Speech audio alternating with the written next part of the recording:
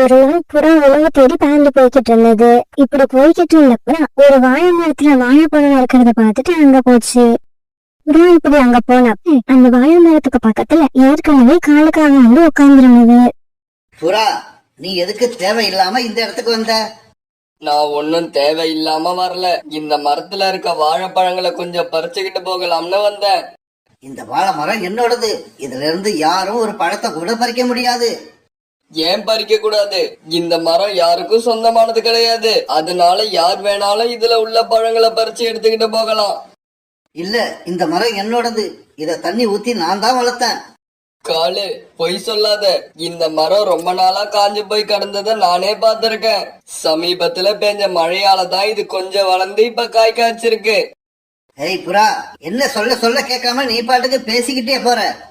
இந்த சமயத்துல சோனாங்குருவி அந்த வழியா பறந்து போய்கிட்டு இருந்தது. காலுக்காகவும் புறாவும் இப்படி சண்டை போட்டுக்கிறத பார்த்த சோனாங்குருவி உடனே அந்த இடத்துக்கு போச்சு. காலன்னா புறாண்ணா, எதுக்காக 2 பேரும் இப்படி சத்தம் போட்டுட்டு இருக்கீங்க? உங்களுக்குள்ள அப்படி ஒண்ணுதான் சண்டை? சோனா, நீயும் நல்லா கேட்டுக்க. நான் என்னோட முடிவுல இருந்து பின்வாங்க மாட்டேன். இந்த வாழை மரம் என்னோட மரம். இதுல இருந்து யாரையும் பழங்களை பறிக்க விட மாட்டேன். சோனா, காலு சொல்றது போய். இந்த மரம் இத்தனை நாளா மத்த மரங்கள் மாதிரி எல்லாருக்கும் பொதுவாதான் இருந்துச்சு. இந்த மரத்தை யாருமே கண்டுக்கல. இப்ப இதுல பழம் பழுத்த உடனே இந்த காலு இந்த மரத்துக்கு சொந்தம் கொண்டாடுது. புறாண்ணா, இந்த காலண்ணா கிட்ட இதுக்கு மேல பேச முடியாது. நாம எவ்வளவு பேசினாலும் அவங்க சொன்னதையதான் திருப்பி திருப்பி சொல்லிக்கிட்டு இருப்பாங்க. இந்த வாழைப்பழம் இல்லைன்னா நம்மளால உயிர் வாழ முடியாதா? வாங்க, நம்ம வேற எங்கேயாவது போய் தானியங்களையோ பழங்களையோ தேடி எடுத்துக்கலாம். இந்த பிரச்சனையை இதோட விட்டுடுங்க.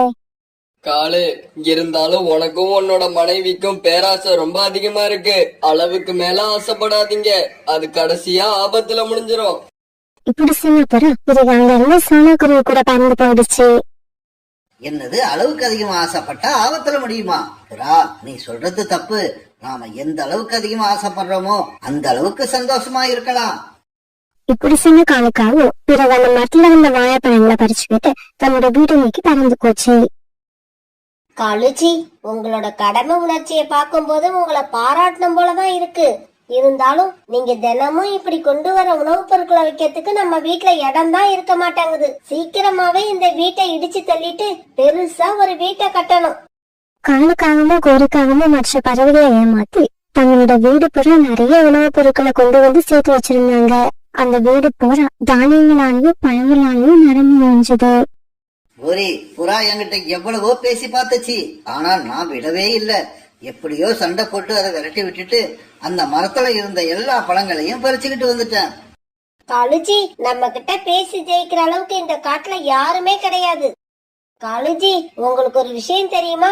ரீட்டா கிளியோட சோள வயல்ல இப்ப சோளம் நல்லா விளைஞ்சி வந்திருக்கு. அப்படியா? அப்படின்னா நாளைக்கு நான் எங்கேயும் போய் அலைய தேவையில்லை. நேரா ரீட்டா கிளியோட வயலுக்கு போயிடுறேன். மறுநாள் பொழுது விடுஞ்சிச்சு. பிறகு மறுநாள் காலுக்காகவும் சோள வயலை நோக்கி பறந்து போச்சு. இப்படி போன காலுக்காகவும் நிறைய சோளங்களை பறிச்சு ஒரு சாக்குல நிரப்ப ஆரம்பிச்சது. இந்த நேரத்துல ரீட்டா கிளி வந்துருச்சு. ஏய் காலு, உனக்கு அறிவு இல்ல? யார் வீட்டு வயல்ல யார் வந்து சோளத்தை பறிக்கிறது? இங்க பாரு ரீட்டா, என்ன பத்தி உனக்கு நல்லாவே தெரியும். நீ வாயை மூடிக்கிட்டு பேசாம இருந்தீன்னா ஒரு மூட்டை சோளத்தோட நான் இங்க இருந்து போயிடுவேன். என் மனசு கஷ்டப்படுற மாதிரி ஏதாவது பேசின இந்த வயல்ல ஒரு சோளம் கூட இருக்காது. எல்லாத்தையும் பறிச்சுக்கிட்டு போயிடுவேன். காலுக்காக இப்படி சொன்ன உடனே பயந்து போன ரீட்டா கிளி எதுவும் பேசாம மௌனமா வந்துச்சு. பிறகு காலுக்காக ஒரு மூட்டை சோளத்தை கட்டி எடுத்துக்கிட்டு அங்க இருந்து தன்னோட வீட்டை நோக்கி பறந்து போச்சு. காலுஜி, இந்த சோளத்தை இப்ப எங்க வைக்கிறதுன்னே தெரியல. அதோ நம்ம கிச்சனுக்குள்ள ஒரு ஓரமா கொஞ்சம் இடம் இருக்கு. அங்க கொண்டு போய் தான் இத வைக்கணும். இப்படி சொன்ன கோரிக்காகவும் பிறகு அந்த சோள மூட்டையை தூக்கிட்டு போய் கிச்சன்ல வச்சிருச்சு. காலுஜி, எங்க அம்மாவுக்கு சோளம்னா ரொம்ப பிடிக்கும். நாளைக்கு கொஞ்சம் சோளத்தை கொண்டு போய் அவங்க கிட்ட குடுத்துட்டு வந்துடுறேன். இங்க பாரு கோரி, நாம ஒரு தானிய மூட்டையை எடுத்துக்கிட்டு வந்து 3 மாசத்துக்கு மேல ஆகுது. வேணும்னா அதுல இருந்து கொஞ்சம் தானியங்களை எடுத்து உங்க அம்மா கிட்ட கொடுத்துட்டு வா. இந்த சோள மூட்டையில கைய வச்ச நடக்கிறதே வேற. இப்படியே சில நாட்கள் நகர்ந்துச்சு. ஒரு நாள் ஒரு வயதான பறவை கோரிக்காகத்தோட வீட்டுக்கு வந்துச்சு. இப்படி வந்த அந்த பறவை கோரிக்காகத்தோட வீட்டுக்கதவை தட்டிக்கிட்டு இருந்துச்சு. அந்த சத்தத்தை கேட்ட கோரிக்காவும் கதவை திறந்துகிட்டு வெளியே வந்துச்சு. மகளே, எனக்கு ரொம்ப பசியா இருக்கு, ஏதாவது சாப்பிட கொடுமா? எங்க வீட்ல நாங்க சாப்பிடவே சாப்பாடு இல்ல, இதுல உங்களுக்கு எங்க இருந்து கொடுக்கறது? போய் வேற வீட பாருங்க.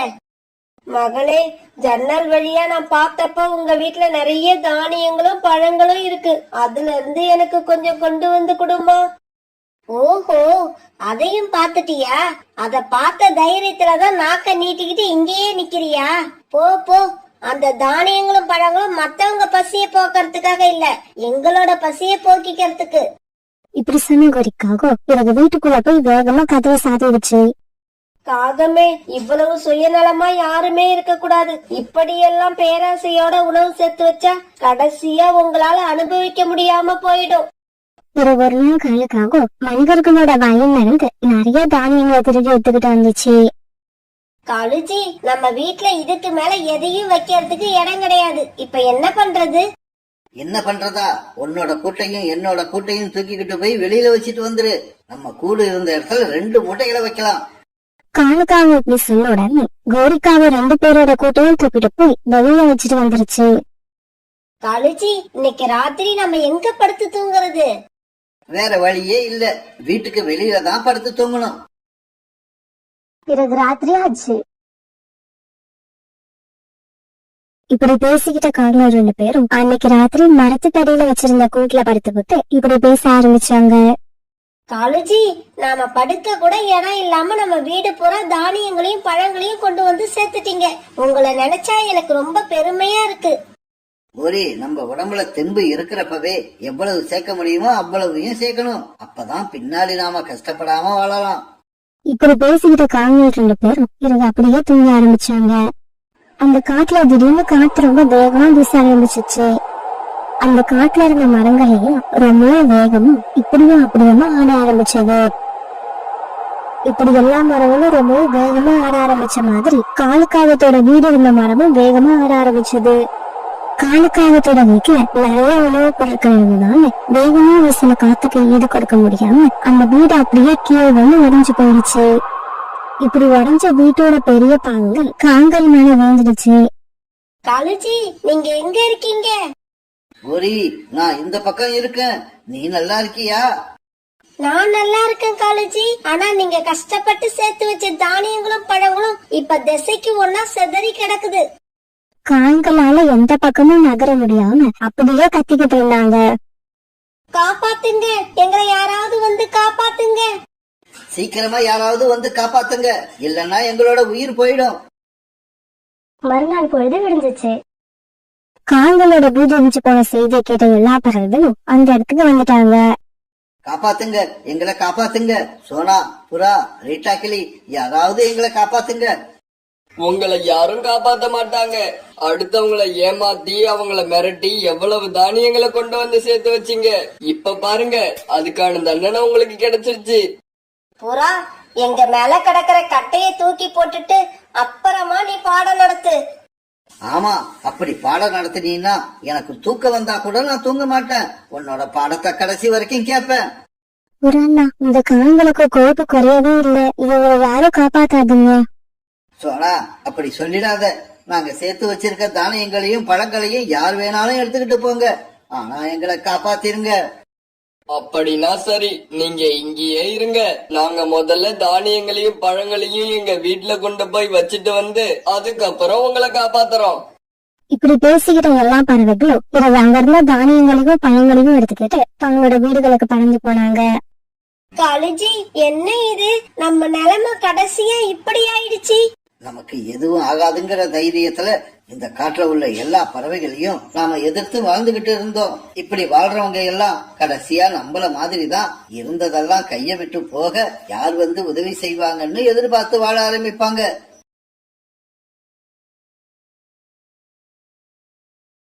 சோனா குருவியோட கணவர் ராணா குருவி உயிரோட இருக்கும் போது சோனா குருவியோட குடும்பம் வறுமையில தான் வாழ்ந்து வந்தது.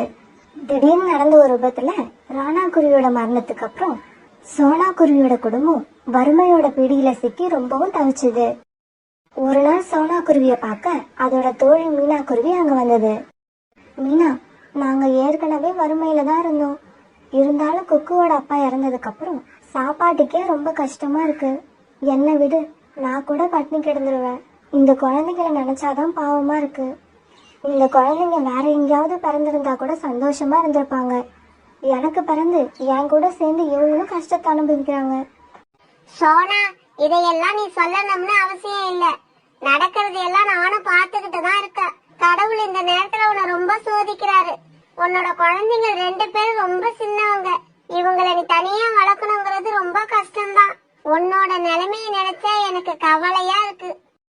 மீனா, நான் வேலைக்கு போலான்னு இருக்கேன். உனக்கு தெரிஞ்ச இடத்துல ஏதாவது வேலை இருந்தா சொல்லு. என் குழந்தைங்க பட்டினி கிடக்கிறத என்னால பார்க்க முடியல. அவங்க வயிறார சாப்பிடறதுக்காக நான் ஏதாவது செஞ்சுதான் ஆகணும். சோனா, காலுக்காகத்த உனக்கு தெரியும்ல, அது ரொம்பவும் பணக்காரர். அது மட்டும் இல்லாம அவங்க கிட்ட நிறைய வயல்களும் இருக்கு. எனக்கு என்னவோ நீ அங்க போய் வேலை கேட்டா உனக்கு ஏதாவது வேலை கிடைக்குங்கிற நம்பிக்கை எனக்கு இருக்கு. மீனா, இந்த தகவலை எனக்கு தெரிவிச்சதுக்கு ரொம்பவும் நன்றி. நாளைக்கு காலையில முதல் வேலையா காலுக்காகத்த போய் பார்த்து வேலை கேட்க போறேன். மறுநாள் பொழுது விடிஞ்சிச்சு. காலையிலேயே கண் விழிச்ச சோனா குருவி காலுக்காகத்தோட வயலை நோக்கி பறந்து போச்சு. வயல்ல காலுக்காகத்தை பார்த்த சோனா குருவி அதுகிட்ட இப்படி பேச ஆரம்பிச்சது. காலண்ணா, நீங்க வயல்ல வேலை பார்க்கறதுக்காக நிறைய பறவைங்களை வேலைக்கு வச்சிருக்கீங்கன்னு கேள்விப்பட்டேன். எனக்கு வயல் வேலையெல்லாம் தெரியும். வயல்வெளியில நீங்க எந்த மாதிரி வேலை கொடுத்தாலும் நான் ரொம்ப சீக்கிரமா செஞ்சு முடிப்பேன். சோனா, வயல் வேலை எல்லாம் உனக்கு தெரிஞ்சிருந்தா கூட இப்ப எனக்கு வயல் வேலைக்காக பறவைகள் யாரும் தேவைப்படல. நீயே பாரு, என் வயல்ல எவ்வளவு பறவைகள் வேலை செய்யறாங்கன்னு. ஆனா என் வீட்டை சுத்தம் பண்றதுக்கு எனக்கு ஒரு பறவை தேவைப்படுது. நீ விருப்பப்பட்டா என் வீட்டை சுத்தம் பண்ற வேலைய பார்க்கலாம். இல்ல காலண்ணா, வீட்டு வேலை பாக்குறதுல எனக்கு விருப்பம் இல்ல. எனக்கு தயவு செய்து வயல்ல ஏதாவது வேலை இருந்தா கொடுங்க. நானும் என் குழந்தைங்களும் ரொம்பவும் கஷ்டப்படுறோம். அப்படியா சோனா?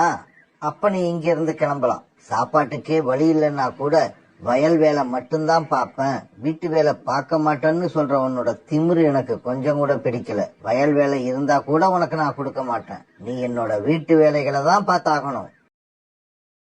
இத கேட்ட சோனா குருவி ரொம்பவும் சோகமா அங்கிருந்து கிளம்பி பல இடங்களுக்கு போய் வேலை கேட்டு பார்த்தது. ஆனா சோனா குருவிக்கு எங்கேயுமே வேலை கிடைக்கல. இதனால மனசொடைஞ்சு போன சோனா குருவி மறுபடியும் தன்னோட கூட்டுக்கு வந்தது. அம்மா, எனக்கு பசிக்குது, ஏதாவது உணவு கொடுங்க. ஆமா அம்மா, எனக்கும் பசிக்குது, எனக்கும் உணவு வேணும். பிறகு சோனா குருவி தன்னோட கூட்டுல இருந்த கொஞ்சம் நெற்பயிர்களை குழந்தைங்களுக்கு கொடுத்து சாப்பிட சொல்லுச்சு. நான் வேலை தேடாம கூட்டுக்கு வந்தது பெரிய முட்டாள்தனம். ஏதாவது வேலை கிடைக்கிற வரைக்கும் நான் கூட்டுக்கே வரக்கூடாது. இப்படி முடிவு பண்ண சோனா குருவி மறுபடியும் வேலை தேட பறந்து போச்சு. கொஞ்ச நேரத்துக்கு இப்படி பறந்து போன சோனா குருவி கீழே கிடந்த ஒரு மாம்பழத்தை பார்த்த உடனே சோனா குருவி அது பக்கத்துல போச்சு. நல்ல வேலை, இந்த மாம்பழமாவது கிடைச்சது. என் குழந்தைங்களோட இரவு உணவுக்கு இதை சாப்பிட கொடுக்கலாம். சோனா குருவி இப்படி நினைச்சுக்கிட்டு இருக்கப்ப ஒரு புறா குழந்தையும் அவங்க அப்பாவும் அங்க வந்தாங்க. ஆண்டி, ஆண்டி, இந்த மாம்பழம் என்னோடது. மரத்துல இருந்த மாம்பழத்தை நான் தான் கல்லால அடிச்சு விழ வச்சேன். ரொம்ப நேரமா இதை தான் தேடிக்கிட்டு இருக்கேன். இது என்னோட மாம்பழம், என்கிட்ட கொடுங்க. குட்டி புறாவே, இது உன்னோட மாம்பழம்னு எனக்கு தெரியாது. தெரிஞ்சிருந்தா ஆண்டி இதை எடுத்துருக்கவே மாட்டேன். இந்தா, உன்னோட மாம்பழத்தை நீயே எடுத்துட்டு போ. இப்படி சொல்ல சோனா குருவி அந்த மாம்பழத்தை அந்த சின்ன புறா கிட்டயே கொடுத்தது. இதையெல்லாம் பார்த்துட்டு இருந்த அந்த சின்ன புறாவோட அப்பா இப்படி பேச ஆரம்பிச்சது. குருவி, உன்னோட பேர் என்ன? என்னோட பேர் சோனா. சோனா, உன்ன மாதிரி நேர்மையான குருவிய நான் பார்த்து ரொம்ப நாள் ஆகுது. உன்னோட இடத்துல வேற யாராவது இருந்திருந்தா இப்படி எடுத்த மாம்பழத்தை திருப்பி கொடுத்திருக்க மாட்டாங்க. அது என்னோடதுதான் சொந்தம் கொண்டாடுவாங்க. ஆனா நீ பேராசப்படாம அந்த மாம்பழத்தை என் குழந்தைகிட்ட திருப்பி கொடுத்துட்ட. இப்படி சொன்ன அந்த அப்பா புறா சோனாவோட முகத்தை கொஞ்ச நேரம் பார்த்துட்டு இப்படி கேட்டுச்சு. சோனா, உன் முகத்தை பார்த்தா நீ ஏதோ குழப்பத்துல இருக்கிற மாதிரி இருக்கு. உன்னோட கஷ்டம் என்னன்னு என்கிட்ட சொல்லு. என்னால ஏதாவது உதவ முடியுதான்னு பாக்கறேன். ஆமா புறாண்ணா, நீங்க சொல்றது உண்மைதான். என் மனசுல நிறைய குழப்பங்கள் இருக்கு. அதுல பெரிய குழப்பம், எனக்கு இன்னும் வேலை கிடைக்கல. அதனால நானும் என் குழந்தைங்களும் சாப்பாட்டுக்கே ரொம்பவும் கஷ்டப்படுறோம். இந்த குருவிய பார்த்தா ரொம்பவும் நேர்மையான குருவி மாதிரி இருக்கு. நமக்கு இப்படிப்பட்ட பறவை தான் வேலைக்கு தேவை. அப்பதான் அந்த பறவை நம்மள ஏமாத்தாம இருக்கும். சோனா, எனக்கே வேலைக்கு ஆள் தேவை. உன்னால என்கிட்ட வந்து வேலை செய்ய முடியுமா? உன்னோட நேர்மை எனக்கு ரொம்ப பிடிச்சிருக்கு.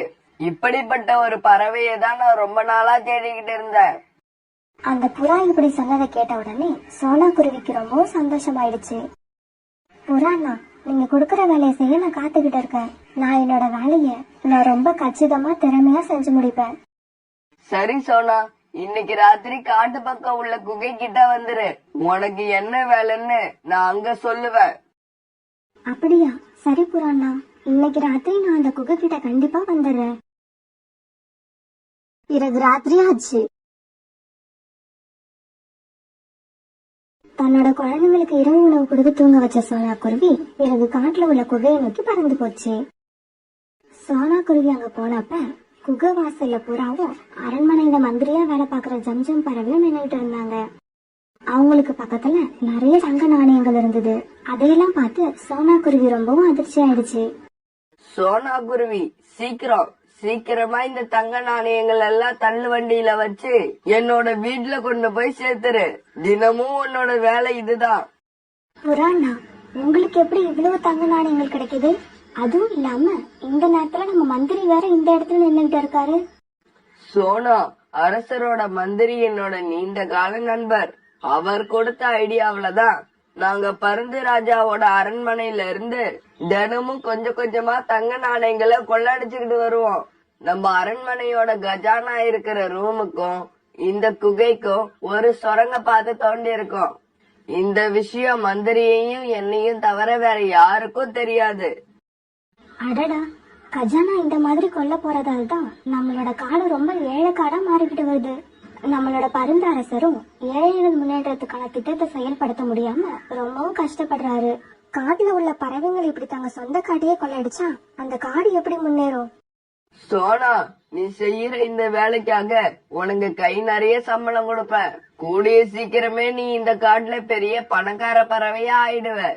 அப்புறம் இன்னொரு முக்கியமான விஷயம், நீ செய்யற இந்த வேலைய பத்தி யார்கிட்டயும் மூச்சு விடக்கூடாது. சரி புராணா, நீங்க சொல்றபடியே செய்யறேன். நானும் இப்படி ஒரு வேலைக்காக தான் இவ்வளவு நாளா காத்துக்கிட்டு இருந்தேன். அப்பதானே நானும் சீக்கிரமா பணக்கார பறவையாகலாம். பிறகு கீழே இருந்த தங்க நாணயங்களை எல்லாம் சோனா குருவி அந்த தள்ளுவண்டி மேல எடுத்து வைக்க, பிறகு புறாவும் சோனாவும் அதை தள்ளிக்கிட்டு புறாவோட வீட்டுக்கு போனாங்க. புறா வீட்டுல போய் இந்த தங்க நாணயங்களை வைக்கிற வேலையை பார்த்த உடனே சோனா குருவிக்கு ரொம்பவும் அதிர்ச்சியாச்சு. ஏன்னா அரசரோட கஜானாவுக்கு இணையா புறாவோட வீட்டுல ஒரு கஜானா இருந்தது. சோனா, நான் உன் கூட தினமும் இங்க வந்துகிட்டு இருக்க மாட்டேன். இதுக்கப்புறம் குகையில இருந்து தங்க நாணயங்களை நீ தனியா தான் எடுத்துக்கிட்டு வந்து இந்த ரூம்ல வைக்கணும். இந்த வேலைக்காக தான் நான் ஒரு நம்பிக்கையான ஆளை பாத்துக்கிட்டு இருந்தேன். நல்ல வேலையா நேர்மையான உள்ளம் கொண்ட நீ எனக்கு கிடைச்சிட்ட. நாளைக்கும் சரியா இதே நேரத்துக்கு காட்டுல உள்ள குகை வாசலுக்கு வந்துரு. பிறகு சோனா குருவியும் புறாவும் அந்த இடத்தை விட்டு பறந்து போனாங்க. அரசரோட மந்திரியும் இந்த புறாவும் சேர்ந்து நம்ம காட்டோட அரசாங்கத்தை எப்படியெல்லாம் ஏமாத்துறாங்க. பாவம் பருந்து ராஜா தன்னுடைய மந்திரி ஜம்ஜம் பறவை மேல ரொம்பவும் நம்பிக்கை வச்சிருக்காரு. ஆனா ஜம்ஜம் பறவை அரசரை மட்டும் இல்ல, இந்த காட்டுல உள்ள ஒவ்வொரு பறவைங்களையும் ஏமாத்துது. இதை இப்படியே விடமாட்டேன். கண்டிப்பா இதை நான் அரசரோட கவனத்துக்கு கொண்டு போவேன். அன்னைக்கு ராத்திரி புறா இத பத்தியே நினைச்சுக்கிட்டு உட்கார்ந்திருந்த சோனா குருவி மறுநாள் பொழுது விடிஞ்ச உடனே பருந்து ராஜாவோட அரண்மனைக்கு பறந்து போச்சு. சோனா, நான் ஒரு முக்கியமான விஷயமா தூரத்துல உள்ள காடு வரைக்கும் போக வேண்டி இருக்கு. அதனால இப்ப உங்ககிட்ட பேசுறதுக்கு எனக்கு நேரம் இல்ல. இன்னும் 2-3 நாட்கள் போனதுக்கு அப்புறம் என்ன வந்து பாரு. பருந்து மகாராஜா, அப்படி சொல்லாதீங்க. இது ரொம்பவும் முக்கியமான விஷயம். இதை இப்ப நீங்க கேட்கலன்னா கூடிய சீக்கிரம் நம்மளோட கஜானாவே காலியாயிடும். சோனாவோட இந்த பேச்சை கேட்ட பருந்து மகாராஜா பிறகு சோனா கிட்ட பேச சோனா எல்லா விஷயத்தையும் பருந்து மகாராஜா கிட்ட எடுத்து சொல்லுச்சு. சோனா, இப்ப கூட என்னோட மந்திரிய நீ குறை சொல்றதை என்னால நம்ப முடியல. உனக்கும் அவருக்கும் ஏதாவது பழைய விரோதம் இருக்கா? நீ அத மனசுல வச்சுக்கிட்டு பொய்யா அவர் மேல புகார் பண்றியா? பருந்து மகாராஜா, உங்களோட மந்திரி மேல உங்களுக்கு அந்த அளவு நம்பிக்கை இருந்தா இன்னைக்கு ராத்திரி நம்ம காட்டுல உள்ள குகை பக்கம் வாங்க. அப்போ உங்களுக்கு எல்லா உண்மையும் புரிய வரும். சோனா, உன்னோட பேச்ச நம்பி என்னோட வேலைகளை விட்டுட்டு இன்னைக்கு ராத்திரி அந்த குகைக்கு நான் வாரேன். ஒருவேளை நீ சொன்னதை உண்மைன்னு உன்னால நிரூபிக்க முடியலன்னா உனக்கு கடுமையான தண்டனை கிடைக்கும். உங்களுடைய இந்த வார்த்தையை நான் ஏத்துக்கிறேன் மகாராஜா. அதே சமயம் நான் சொன்னதை உண்மைன்னு நிரூபிச்சிட்டேன்னா அப்ப என்ன பண்ணுவீங்க? அப்படி நடந்துருச்சுன்னா நீ நினைச்சு பார்க்க முடியாத அளவுக்கு உனக்கு நான் வெகுமதி கொடுப்பேன். பிறகு ராத்திரி ஆச்சு. சோனா ராத்திரி அந்த குகை கிட்ட போனப்ப நேத்து மாதிரியே மந்திரி ஜம்ஜமும் புறாவும் குகை வாசல்ல தங்க நாணயங்களோட நின்றுட்டு இருந்தாங்க. சோனா, இன்னைக்கு ஏன் இவ்வளவு லேட்டா வந்த? சீக்கிரமா வா, வந்து இந்த தங்க நாணயங்களை இந்த வண்டியில ஏத்து. ஜம்ஜம் பறவை இப்படி சோனா குருவியை அவசரப்படுத்த இது எல்லாத்தையும் மறைஞ்சிருந்த பழுது மகாராஜா பாத்துக்கிட்டே இருந்தாரு. பிறகு தன்னோட வந்த வீரர்களுக்கு இந்த மாதிரி கட்டளையிட்டாரு. வீரர்களே, இந்த நம்பிக்கை துரோகி மந்திரியையும் அந்த புறாவையும் உடனே போய் கைது பண்ணுங்க. கைது பண்ணி அரண்மனைக்கு இழுத்துக்கிட்டு வாங்க. திடீர்னு அரசரோட குரலை கேட்ட மந்திரி ஜம்ஜம் ரொம்பவும் பயந்து போயிடுச்சு. அரசரே, நீங்க எங்க இப்படி? நீங்க இன்னுமா தூங்கல? பொண்ணு மாதிரி பறவைகளை எல்லாம் மந்திரியா வச்சா நானும் இல்ல எந்த அரசரும் நிம்மதியா தூங்க முடியாது. அரசர் இப்படி சொல்லிக்கிட்டு இருக்கும் போதே வீரர்கள் மந்திரியையும் புறாவையும் கைது பண்ணாங்க. பிறகு கைது பண்ண இவங்க 2 பேரையும் அரசர் பாதாள சிறையில அடைச்சாரு. அவங்க 2 பேரும் கண்ணீர் விட்டு கதறியும் அரசர் அவங்கள மன்னிக்கவே இல்லை.